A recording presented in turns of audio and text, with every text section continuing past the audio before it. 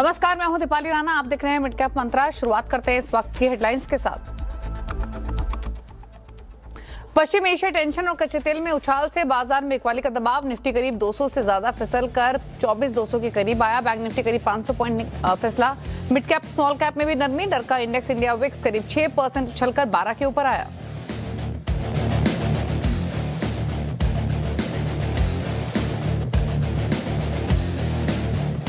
आज के big stocks ने किया कमाल। कच्चे तेल में उछाल से 3 से 4% फिसल कर वायदा के टॉप लूजर्स बने आईओसी, बीपीसीएल, एचपीसीएल। साथ ही पेट्रोनेट में भी दबाव। वहीं कमजोर चार्ट की वजह से गिरे कैनरा बैंक और सेल। वहीं मजबूत चार्ट से टोरेंट फार्मा में तेजी। तेल गैस के अलावा एफएमसीजी और केमिकल्स में दबाव। 1% से ज्यादा फिसले दोनों सेक्टर इंडेक्स। एफएमसीजी में 2% गिरा आईटीसी, एचयूएल और डाबर। साथ ही एनबीएफसीज और सरकारी बैंक्स में भी दबाव। हालांकि रियल्टी सेक्टर में करीब 0.5% की मजबूती।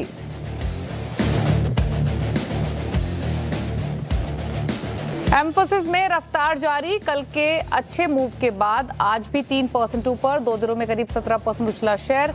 मजबूत तिमाही अपडेट्स के बाद बढ़ा जोश। सिटी ने दिए 1400 के टारगेट।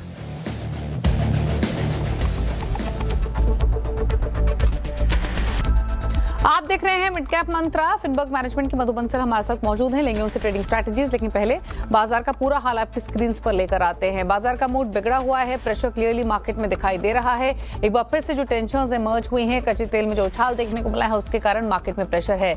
दिन के लोअर लेवल्स के आसपास ही निफ्टी इस समय कारोबार कर रहा है। 24,200 के लेवल्स पर 0.25% की कमजोरी दिखाई दे रही है यहाँ।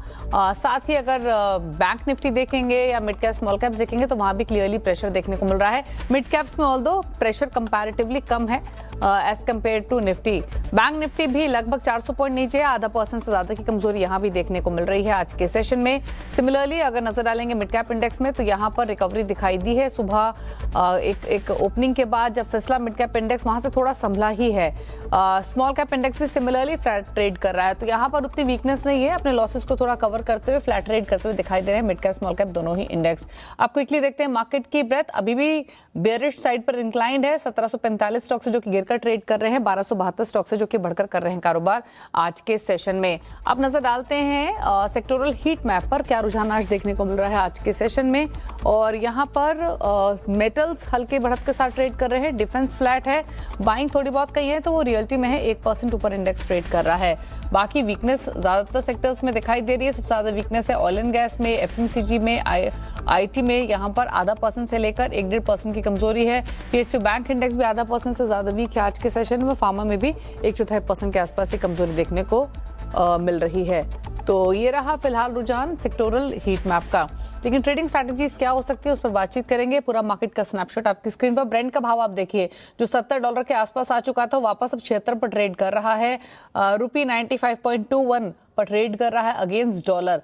तो ये कुछ वो पैरामीटर्स हैं जो कि प्रेशर डाल रहे हैं क्लियरली मार्केट पर। इसीलिए निफ्टी इस समय 250 पॉइंट नीचे ट्रेड कर रहा है। अब रणनीति क्या हो सकती है ऐसे बाजार में जहां पर सेंटीमेंट्स बिगड़े हुए समझते हैं। मधु नमस्कार, बताइए पहले तो निफ्टी बैंक निफ्टी पर क्या सलाह रहेगी आपकी? यहाँ प्रेशर और एक्सटेंड हो सकता है क्या? ट्रेडिंग स्ट्रैटेजी क्या हो सकती है इंडेक्स पर, बताएं प्लीज। जी बिल्कुल, नमस्कार आपको और सभी दर्शकों को। निफ्टी की मैं बात करूं तो जैसे सुबह से तेजी हमें मार्केट में देखने को मिल रही है, तो इसमें जैसे कि जो भी दर्शक हैं उनको सेल ऑन राइज की स्ट्रैटेजी अपनानी चाहिए। कुछ खासा लेवल्स हैं, जैसे 24,200 का एक लेवल है जो एक अच्छा सपोर्ट की तरह काम कर रहा है। 24,400 का एक लेवल है जहां पे हमको रेजिस्टेंस देखने को मिल सकता है और वहां से सेल ऑन राइज की स्ट्रैटेजी दर्शक अपना सकते हैं। ओके, स्टॉक स्पेसिफिक अप्रोच आपकी क्या रहेगी? जी, मेरा पहला स्टॉक जो है वो गोदरेज प्रॉपर्टीज में रहेगा। जैसे कि रियल्टी सेक्टर आपने भी बात की, काफी अच्छा चल रहा है आज compare to the overall index. तो गोदरेज प्रॉपर्टी में मेरी बाय की सलाह रहेगी। करंटली 2053 के आसपास ट्रेड करता हुआ ये स्टॉक टारगेट 2240 का रखकर चलना चाहूंगी और स्टॉप लॉस 1990 का। ओके, तो ये बात हुई ट्रेडिंग पॉइंट ऑफ व्यू से। गोदरेज प्रॉपर्टीज यहाँ एक ट्रेड बन सकता है। 14 रुपए ऊपर फिलहाल कारोबार करते हुए दिखाई दे रहा है। अब लेकर आते हैं फटाफट से मिड कैप्स का हाल आपकी स्क्रीन पर। गेनर लूजर्स की लिस्ट आपको क्विकली दिखाते हैं जहां पर मोमेंटम देखने को मिल रहा है आज के सेशन में। शुरुआत करते हैं एनबीएफसी के साथ जो अंडर प्रेशर है आज के सेशन में। मिड कैप का इंडेक्स भले ही फ्लैट हो चला हो, लेकिन पॉकेट्स काफी सारी ऐसी हैं जो अंडर प्रेशर है। कुछ सेलेक्ट पॉकेट्स में बाइंग भी देखने को मिल रही है। एनबीएफसीज में एल&टी फाइनेंस 2% नीचे, मैक्स फाइनेंशियल 2% नीचे, 2% नीचे श्रीराम फाइनेंस, जियो फाइनेंशियल 3% के नुकसान के साथ ट्रेड कर रहा है। छोटे बैंक स्टॉक्स में दबाव, 2.5% नीचे bank of India, south Indian bank तो 7% लुढ़का हुआ है, 2% का नुकसान यूनियन बैंक में, धनलक्ष्मी बैंक 2.5% नीचे ट्रेड कर रहा है। आईटी में कमजोरी, यहाँ जो कमजोर स्टॉक्स है उसमें कोफोर्ज सबसे ज्यादा नुकसान, 4% नीचे लगभग, 2.5% नीचे इंटेलेक्ट डिजाइन, जेंसर टेक 2% नीचे, 0.2% नीचे पर्सिस्टेंट सिस्टम ट्रेड करते हुए दिखाई ददे रहा है। इसके अलावा नजर डालेंगे ओएमसीज पर जो कच्चे तेल की तेजी की वजह से दबाव में है, और यहाँ एचपीसीएल 3% नीचे, बीपीसीएल 2.5% नीचे है, और आईओसी में भी 1% का नुकसान देखने को मिल रहा है। इस साथ ही नजर डालेंगे फार्मा पर। 2-3 सेक्टर्स ऐसे दिखाते हैं जहां पर कई ऐसे स्टॉक्स हैं मिड कैप स्मॉल कैप में जो तेजी में है। फार्मा में यूनिकम लैबोरेटरीज 20% के सर्किट पर, ऑर्किड फार्मा 10% ऊपर, 4.5% ऊपर इंडोको रेमेडीज, एलपीजी लाइफ 5% ऊपर ट्रेड करते हुए दिखाई दे रहा है। रियल्टी स्टॉक्स जो ग्रीन में ट्रेड कर रहे हैं 5% ऊपर अनंतराज, दो डेवलपर्स 4.5% ऊपर, 1% ऊपर शोभा कारोबार कर रहा है। क्विकली ज्वेलरी शेयर्स और आपको दिखाते हैं जहां पर अच्छा एक्शन आज के सेशन में।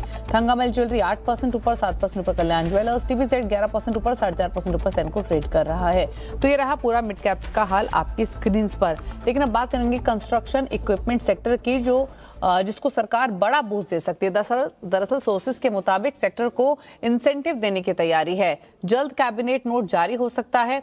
क्या है और डिटेल समझते हैं रोहन सिंह से। रोहन, बताइए एग्जैक्टली क्या तैयारी है सरकार की और क्या राहत एक्सपेक्टेड है कंस्ट्रक्शन इक्विपमेंट सेक्टर को। जी, जो सूत्र में बता रहे हैं अगले कुछ दिनों में सरकार एक बड़ी पॉलिसी ला सकती है, इंसेंटिव स्कीम ला सकती है कंस्ट्रक्शन और इंफ्रास्ट्रक्चर इक्विपमेंट सेगमेंट के लिए, और इसका जो टोटल आउटले होगा लगभग 17,000 करोड़ का हो सकता है। और इसका जो मकसद है कि भारत में कंस्ट्रक्शन और इंफ्रास्ट्रक्चर इक्विपमेंट्स का जो मैन्युफैक्चरिंग है वो शुरू हो सके, क्योंकि अभी भी जो अधिकतर कंस्ट्रक्शन इक्विपमेंट्स होते हैं वो इम्पोर्टेड होते हैं, बहुत महंगे इक्विपमेंट होते हैं। खासतौर पर अगर आप टनल बोरिंग मशीन ले लें, जो टावर क्रेन्स होते हैं या फिर जो क्रॉलर क्रेन्स होते हैं, इस तरह की मशीनें अभी भारत में मैन्युफैक्चरिंग नहीं के बराबर होती है। तो सरकार चाहती है कि इन इक्विपमेंट्स की भारत में मैन्युफैक्चरिंग हो, और इसके लिए सरकार उन्हें एक सेल्स लिंक्ड इंसेंटिव दे सकती है। यानी जितनी बिक्री करेंगी जो एलिजिबल कंपनियां होंगी उसके बदले में उन्हें इंसेंटिव दिया जाएगा। कुछ मिनिमम क्राइटेरिया रखा जाएगा, जैसे कि 500 करोड़ का मिनिमम निवेश जरूरी होगा, या फिर एक डोमेस्टिक वैल्यू एडिशन होना जरूरी होगा, जो सूत्र में बता रहे हैं। इसके जो टर्म्स एंड कंडीशंस हैं वो अभी तैयार हो रहे हैं, लेकिन फाइनेंस के लिए लगभग मंजूरी, इन प्रिंसिपल मंजूरी मिल चुकी है फाइनेंस मिनिस्ट्री से, और अगले कुछ दिनों में इसका कैबिनेट नोट तैयार हो जाएगा।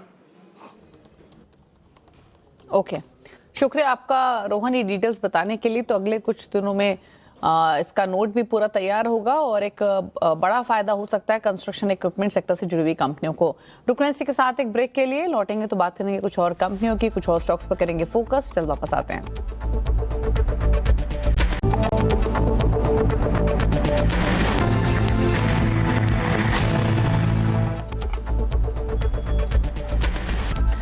आप देख रहे हैं मिड कैप मंत्रा। रुक करेंगे कुछ और खबरों का और बात करेंगे ऑर्किड फार्मा की। दरअसल ऑर्किड फार्मा आज बाजार के फोकस में है। दरअसल कंपनी ने एक दवा की लाइसेंसिंग और सप्लाई का करार किया है, जिसके बाद शेयर 10% ऊपर है। क्या है और डिटेल समझते हैं विनी मोतीवाला से। विनी, बताएं स्ट्रॉन्ग मोमेंटम ऑर्किड फार्मा में, क्या रीजन? बिल्कुल, तो आज ऑर्किड फार्मा स्टॉक बचेंगे क्योंकि उन्होंने ये लाइसेंसिंग और सप्लाई एग्रीमेंट डील साइन किया है फार्मा सिंटेस के साथ। ये मेनली एक ड्रग के लिए है रशिया में, जो ये ट्रीटमेंट करता है urinary track infection, hospital acquired and ventilator associated bacterial pneumonia को ये ड्रग ट्रीट करता है।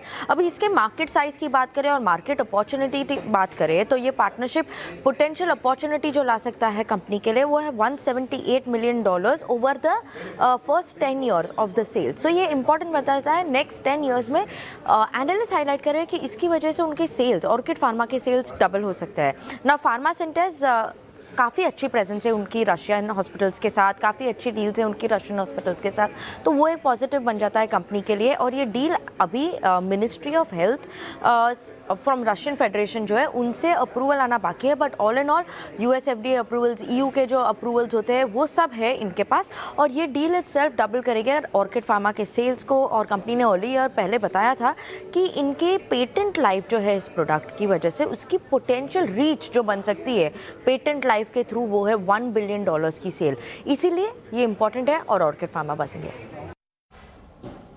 ओके, एक राय लेते हैं स्टॉक पर। 1017 पर ट्रेड करते हुए दिखाई दे रहा है। मधु, एक बार देखिए स्टॉक को, बताइए क्या राय रहेगी ऑर्किड फार्मा।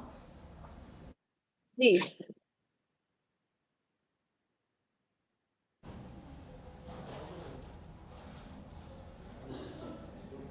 जी करंटली जो स्टॉक है जिस तरीके से बज कर रहा है और प्रीवियस डे के हाई को भी ब्रीच कर चुका है 1015 के आसपास ट्रेड करता हुआ ये स्टॉक पूरी उम्मीद है जो प्रीवियस हाई है 1100 का वो कल या परसों में ब्रीच कर सकता है। अगर इसमें हमें थोड़ा सा चांस मिलता है ऑफ हाइज का तो डेफिनेटली एक पोजीशन बनानी बनती है 950 के आसपास। बिल्कुल जो दर्शक इसमें जुड़े हुए हैं स्टॉक में ऑलरेडी इन्वेस्टेड है वो इसमें इन्वेस्टेड रह सकते हैं for a target of 1200। Okay, तो ये राय रही ऑर्किड फार्मा के लिए। रुकने के साथ एक ब्रेक के लिए, ब्रेक के उस पर कुछ और खबरें, चल वापस आते हैं।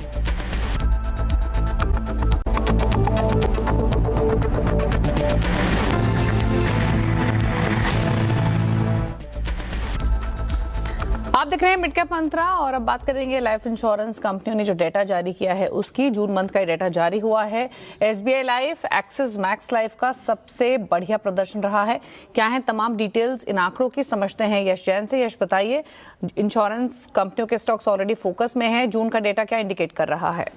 जैसे आपने कहा, जून के महीने में एक ब्लॉकबस्टर परफॉर्मेंस आता दिखा है दो कंपनियों के द्वारा। सबसे पहले एसबीआई लाइफ इंश्योरेंस और दूसरा axis max life insurance.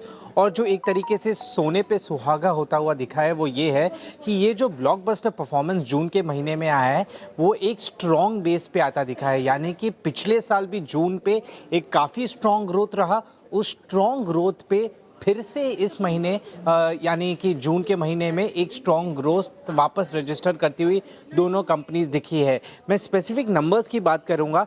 Axis max life insurance new business premium जो कि कंपनी का है वो 21% से ग्रो होता हुआ दिखा है। एनुअलाइज प्रीमियम इक्विवेलेंट यानी कि एपी वो भी 21% का ग्रोथ दर्ज करता हुआ दिखा है जून के महीने में। और रिटेल एपी वो 15% के ग्रोथ पे आता हुआ दिखा है।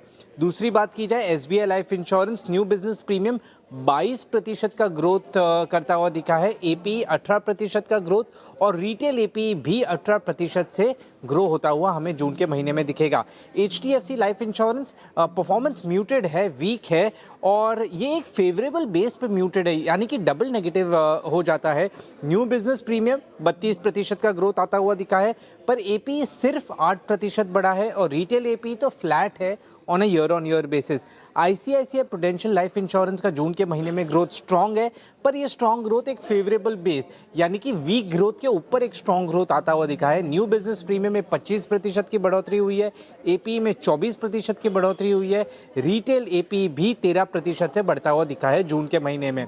कैनरा एचएसबीसी लाइफ इंश्योरेंस एक छोटी कंपनी है, लिस्टेड है, पर काफ़ी स्ट्रॉन्ग ग्रोथ दिखाती हुई दिखी है।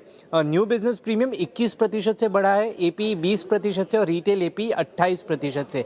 फाइनली एलआईसी एक स्ट्रॉन्ग ग्रोथ आता हुआ दिखा है जून के महीने में, पर ये एक फेवरेबल बेस पे स्ट्रॉन्ग ग्रोथ आ रहा है। न्यू बिजनेस प्रीमियम सिर्फ 1% से बढ़ा है, पर एपी 26% से बढ़ता हुआ दिखा है और रिटेल एपी भी 21% से बढ़ता हुआ दिखा है। तो एक स्ट्रॉन्ग, सबसे ज़्यादा स्ट्रॉन्ग परफॉर्मेंस दो कंपनियों से, एसबीआई लाइफ और एक्सिस मैक्स लाइफ, और वीकेस्ट परफॉर्मेंस एचडीएफसी लाइफ से। शुक्रिया आपका ये डिटेल्स बताने के लिए। तो ये तमाम स्टॉक्स फोकस में बने हुए हैं। हालांकि आईसीआईसीआई प्रूडेंशियल लाइफ में एक्शन भी है, तेजी का 1% के आसपास की बढ़त देखने को मिल रही है। मधु, क्या राय रहेगी आपकी आईसीआईसीआई प्रूडेंशियल पर? जी, जिस तरीके से स्टॉक ने कमाल की तेजी दिखाना स्टार्ट किया है, मुझे ऐसा लगता है कि अभी थोड़ा सा और परफॉर्मेंस इसकी बाकी है, जिसके बाद दर्शक बेझिझक इसमें इन्वेस्ट कर सकते हैं। करंटली 480 लेवल्स के आसपास यहाँ पर एक अच्छा सपोर्ट था जो कि स्टॉक ने बखूबी निभाया है। 511 के ऊपर अगर स्टॉक सस्टेन करता है कुछ ही दिनों में तो इसमें अच्छी तेजी आगे भी देखने को मिल सकती है टिल 550। ओके, अच्छा, कुछ स्टॉक्स और लेकर आते हैं, उन पर राय लेते हैं। और ऑटो स्पेस से TVS Motors consistent strong performer रहा है, आज भी 1.25% की तेजी दिखा रहा है वीक मार्केट में भी। एक बार देखिए टीवीएस मोटर्स को मधु, और बताइए क्या राय रहेगी स्टॉक पर? जी, टीवीएस मोटर एक one of the strongest stocks रहा है पिछले कई हफ्तों से। और अभी जो इसका एक रेजिस्टेंस था जिसका ऐसा लग रहा था कि वहां पे ये रुक सकता है, उसको भी बखूबी आज इसने क्रॉस किया है 3730 के लेवल्स को विद गुड वॉल्यूम्स। तो ऐसा लगता है कि स्टॉक में तेजी बनी रह सकती है। 3900 के लेवल्स कुछ ही दिनों में स्टॉक बहुत ही आसानी से क्रॉस कर सकता है। ओके, तो ये रही टीवीएस मोटर्स पर दिन के ऊपरी सिरों पर ट्रेड करते हुए दिखाई देगा आज के सेशन में। एक स्टॉक और लेकर आते स्क्रीन पर, वो है भारत फोर्ज का। भारत फोर्ज में भी 1% 1.5% के आसपास का मोमेंटम है। एक बार देखिए भारत फोर्ज के चार्ट को भी बताइए क्या राय रहेगी स्टॉक पर। जी, भारत फोर्ज भी एक बहुत ही कमाल के फ्लैग एंड पोल पैटर्न में है इस टाइम पर, और इसको ब्रेकआउट जैसे ही मिलता है करीब 2180 के लेवल्स पर, तो इसमें दर्शक फिर से इन्वेस्ट कर सकते हैं। अभी भी जो दर्शक इसमें इन्वेस्टेड हैं वो रह सकते हैं for good amount of profits. और इसमें जो स्टॉप लॉस है वो 2090 का रख करके चलना चाहूंगी, स्ट्रिक्ट स्टॉप लॉस, क्योंकि तब वहां से फ्लैग एंड पोल का एक फेलियर हो जाएगा इस पर्टिकुलर स्टॉक। ओके, तो ये रही भारत फोर्ज पर। इनफैक्ट टीवीएस मोटर्स और भारत फोर्ज दोनों ही दिन के ऊपरी स्तरों पर ट्रेड करते हुए दिखाई दे रहे हैं इस समय। डेज हाई पर स्ट्रॉन्ग मोमेंटम में दोनों ही शेयर्स कारोबार करते हुए। तो ये तो बात हुई भारत फोर्ज की। कुछ और स्टॉक्स लेकर आते हैं आपकी स्क्रीन पर। अच्छा, आज के सेशन में कुछ सेलेक्ट स्टॉक्स हैं जहां पर मोमेंटम अच्छा है। हम फार्मा की बात कर रहे थे, इस स्पेस में भी कुछ सेलेक्ट स्टॉक्स में अच्छा मोमेंटम देखने को मिल रहा है। ऑर्किड फार्मा का तो हमने जिक्र किया ही, इसके अलावा भी कोई स्टॉक आपके रडार पर रहेगा क्या फार्मा स्पेस से जहां पर तेजी है? क्योंकि इंडोगो रेमेडीज हुआ, आरपीजी लाइफ साइंसेज हुआ, यहाँ पे स्ट्रेंथ देखने को मिल रही है थोड़ी। जी बिल्कुल, मुझे ऐसा लगता है मैनकाइंड भी बहुत एक अच्छा पिक है फार्मा सेक्टर से। आप अगर स्टॉक को देखेंगे तो आज डेफिनेटली उसमें इतना मोमेंटम नहीं देखने को मिल रहा है, बट स्टॉक एक रिलेटिवली स्ट्रॉन्गर मोमेंटम में है from the past few weeks. 2513 के आसपास ट्रेड करता हुआ स्टॉक अभी 2600 का एक हाई लगा करके ही आया है। ऐसा लगता है 2600 जैसे ही क्रॉस करता है इसमें अच्छा मोमेंटम हमको देखने को मिल सकता है। 2400 का एक छोटा स्टॉप लॉस रखकर चलना चाहिए। ओके, चलिए रुकने के साथ एक ब्रेक के लिए लौटेंगे तो कुछ और स्टॉक्स पर लेंगे ट्रेडिंग व्यू। चल वापस आते हैं।